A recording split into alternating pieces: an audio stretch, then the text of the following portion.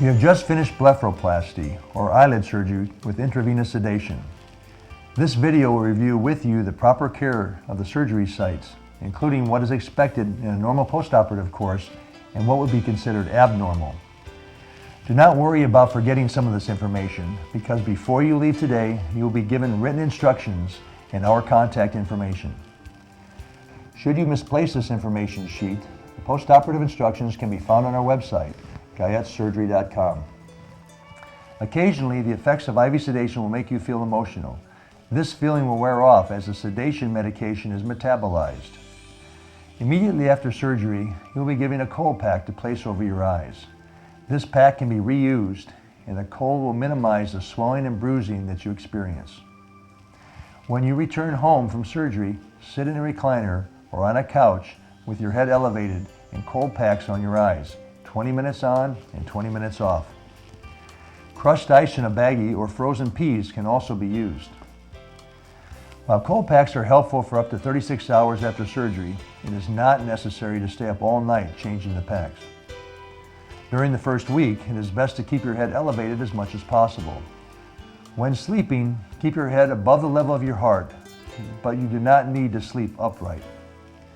Extra pillows under your head or a blanket or two under the mattress work well. Once you are home, drink or eat something light, such as yogurt, pudding, or juice. You may then take pain medication.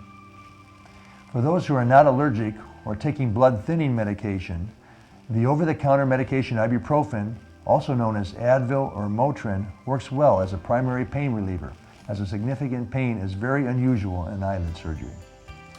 For adults, 2 or 3 tablets of ibuprofen should be taken 4 times per day, at breakfast, lunch, dinner, and bedtime with a snack, for 3 consecutive days following surgery. Narcotic pain medications such as Vicodin or Darvocet is frequently prescribed to help with post-operative discomfort not controlled by ibuprofen. Take this medication as directed on the bottle. You may alternate the prescription pain medication with ibuprofen, or even take it at the same time if necessary. Antibiotics have also been prescribed. The instructions on the bottle will guide you when to take this medication. It is best not to take any medication on an empty stomach, as it may cause nausea. Please continue your normal medications after your first meal.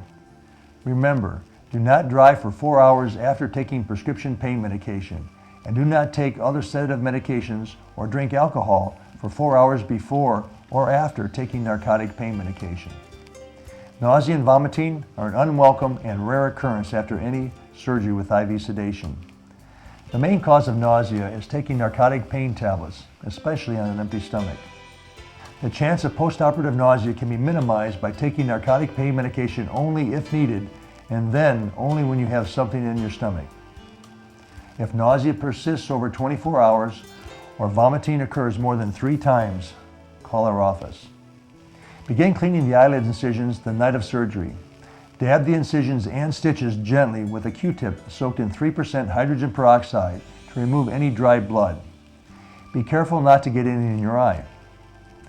If dry blood is not present, then clean the incisions and sutures gently with Q-tips and liquid soap. Next, remove the soap on the incision and sutures with water-soaked Q-tips. Dry the incisions and then place a light coat of A&D ointment. Repeat this process 3 to 4 times per day until the day after the sutures have been removed. Swelling and bruising are normal body responses to surgery. Swelling usually peaks the 2nd or 3rd day after surgery and then begins to decrease. Much of the swelling is gone within 2 weeks, but the remainder takes many months to resolve completely. The final result can take up to 6 months to achieve. Bruising generally lasts 7 to 14 days. Black eyes are to be expected. Cover-up makeup can be placed over the bruising, but not the suture line, beginning the day after surgery. Taking the medications prescribed and following all instructions carefully will help minimize your swelling and bruising. You will be given a follow-up appointment within the next few days to monitor your healing, with sutures usually being removed 5 to 7 days after surgery. Good nutrition is very important in optimizing healing after surgery. Make sure you eat a balanced diet. Nutritional drinks and shakes can supplement your diet to make sure that you are getting the nutrients that you need to heal quickly. Light exercise such as evening walks can begin 3 to 4 days following surgery. Do not lift heavy objects, bend over, or return to strenuous activity until instructed by me or our staff. On average, moderate exercise begins 7 to 10 days and vigorous exercise 3 to 4 weeks after surgery.